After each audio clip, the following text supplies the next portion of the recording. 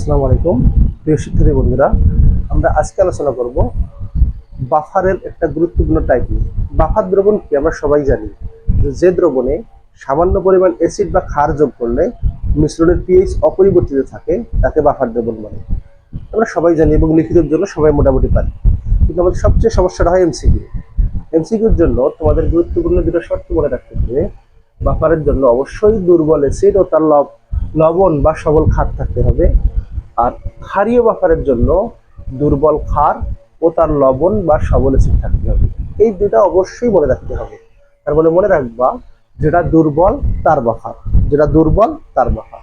তার মানে যদি আমি এক্সাম্পল দেই, অম্লীয় বাফারের এক্সাম্পল দেই, CH3 COOH দুর্বল অ্যাসিড, এর তার লবণ, লবণ কি CH, এর লবণ হচ্ছে CH3 COO মাইনাস, বা এখানে যে কোনো কিছু হইতে পারে, বা একটা সবল ক্ষার NaOH। বুঝতে পারছো? অ্যাসিড থাকবে, এটা সবল ক্ষার থাকবে, সবল ক্ষার থেকে আমরা লবণ পাবো। এটা হচ্ছে অম্লীয় বাফার। অম্লীয় বাফারের জন্য অবশ্যই অম্লটা দুর্বল লাগবে, এর লবণ থাকতে পারে অথবা একটা সবল ক্ষার থাকবে। ওকে। আর ক্ষারীয় বাফারের জন্য মনে রাখবা, অবশ্যই একটা দুর্বল ক্ষার লাগবে। ফর এক্সাম্পল অ্যামোনিয়াম হাইড্রোক্সাইড ও তার লবণ NH4+, এখানে যে কোনো কিছু যুক্ত লবণ হইতে পারে, বা একটা সবল অ্যাসিড HCl লাগবে। ওকে। এই শর্ত দুটো মনে রাখতে হবে। এই শর্ত দুটো দিয়ে আমরা খুব সহজেই সলভ করতে পারবো এমসিকিউ। যে অবশ্যই অম্লীয় বাফারের জন্য অ্যাসিডটা হতে হবে দুর্বল, ক্ষারটা হতে হবে সবল অথবা তার লবণ, অথবা ক্ষারীয় বাফারের জন্য ক্ষারটা হতে হবে দুর্বল, অ্যাসিডটা হতে হবে সবল। ওকে। এতটুকু রাখলে আমরা কিছু এমসিকিউ সলভ করতে পারবো। কিন্তু দেখো, আবার এডমিশন টেস্টে অনেক ধরনের এমসিকিউ আসবে, তার জন্য কিছু তথ্য লাগবে। তোমাদের এই তথ্যগুলো একটু দিয়ে দেই। এই যে মনে রাখবা, অম্লীয় বাফারের জন্য আমরা যে বললাম অম্লীয় বাফার, এই অম্লীয় বাফারের জন্য দুর্বল অ্যাসিড ও সবল ক্ষার থাকতে হবে, এবং মনে রাখবা এই অ্যাসিডের মোল সংখ্যাটা অবশ্যই বেশি হতে হবে। অ্যাসিডের মোল সংখ্যা অবশ্যই ক্ষারের চেয়ে বেশি হতে হবে, এটা মনে রাখবা। অম্লীয় বাফারের ক্ষেত্রে আমরা বুঝলাম অম্লীয় বাফার হবে কার, দুর্বল অ্যাসিড সবল ক্ষারের ক্ষেত্রে, এবং অম্লীয় বাফারের ক্ষেত্রে দুর্বল অ্যাসিডের মোল সংখ্যাটা অবশ্যই বেশি হতে হবে। অনুরূপভাবে ক্ষারীয় বাফারের ক্ষেত্রে যদি আমরা দেখি, ক্ষারীয় বাফারের ক্ষেত্রে দুর্বল ক্ষার এর মোল সংখ্যা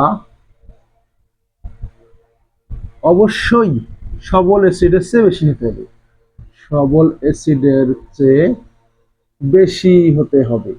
এই কন্ডিশন দুটা তোমাদের মনে রাখতে হবে। ওকে। তাহলে এটা যদি মনে রাখতে পারো, আমরা এখন একটা ঢাকা ইউনিভার্সিটি কোশ্চেন সলভ করব।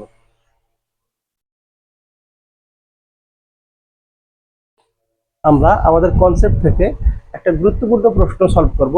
ঢাকা ইউনিভার্সিটিতে প্রায় 2 থেকে 3 বার এই টাইপের একটা কোশ্চেন আসছিল। ইভেন গুচ্ছ এই 26 ব্যাচের 25 ব্যাচের যারা, তাদের জন্যই কোশ্চেনটা কয়েকদিন আগে পরীক্ষা আসছে। কোশ্চেনটা বলছে, নিচের কোনটি অম্লীয় বাফার দেয়? নিচের কোনটি অম্লীয় বাফার দেয়? আমাদের শর্ত কি বলতো? অম্লীয় বাফারের ক্ষেত্রে অবশ্যই অম্লের মোল বেশি হতে হবে, অম্লের মোল বেশি হতে হবে। ওকে। এটা আমাদের মেইন শর্ত। তাহলে আমরা তো জানি S সমান N/V, তাহলে N সমান V ইন্টু S, মোল সংখ্যা সমান আয়তন ইন্টু ঘনমাত্রা। তাহলে এখানে আমরা মোল সংখ্যাটা বের করি তো 20 ইন্টু 20 ইন্টু 0.1, তার মানে আসতেছে 2 মোল। এখানে গুণ করে কত আসে, 20 ইন্টু 0.1, এটা আসতেছে 2 মোল। তার মানে দেখো দুইটার মোল সমান।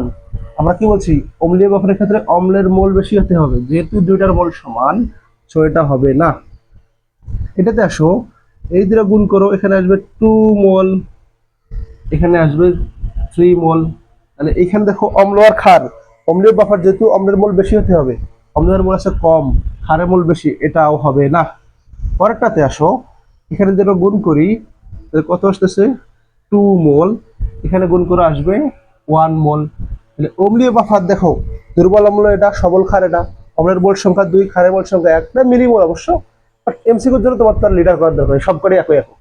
সো যেহেতু এখানে অ্যাসিডের মোল সংখ্যাটা বেশি, দুর্বল অ্যাসিডটা, সো অ্যান্সার হবে এটা। সবাই বুঝতে পারছো?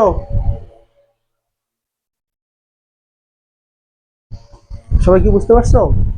যেহেতু সবাই বুঝতে পারছো আশা করি, যদি বুঝতে পারো তাহলে তোমরা বলো নিচের কোনটি ক্ষারীয় বাফার দেয়, এটা অ্যানালাইসিস করে কমেন্টে জানাই দাও, দেখি কে পারো। এখান থেকে অ্যাডমিশন টেস্টে প্রায় কোশ্চেন আসে, সো একটু ক্লাসটা করো, ইনশাল্লাহ বুঝতে পারবো।